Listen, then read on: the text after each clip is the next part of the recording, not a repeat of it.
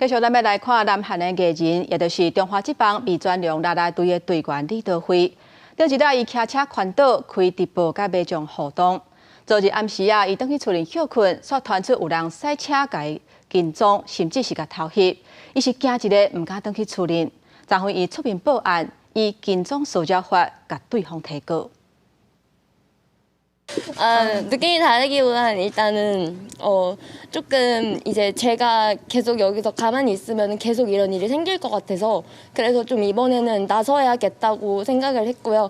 이제 저뿐만 아니라 다른 분들한테도 좀 이런 일이 많이 안 생겼으면 좋겠어요. 三重分局也已经锁定这个行为人，那待会会根据这个笔录的内容，会积极查缉到案。 另外，三重分局也会加强当事人的住家周边的家案巡逻。李德辉伊是惊一个目屎滴电落来，伊讲已经介意台湾，不过已经唔是头一届，拄到因兜附近有人甲伊缀条条，或者是甲伊偷袭，希望这款的事件唔通阁发生。现在警方讲已经有锁定涉嫌跟踪骚扰的这个查甫人，而且会通知伊到案说明。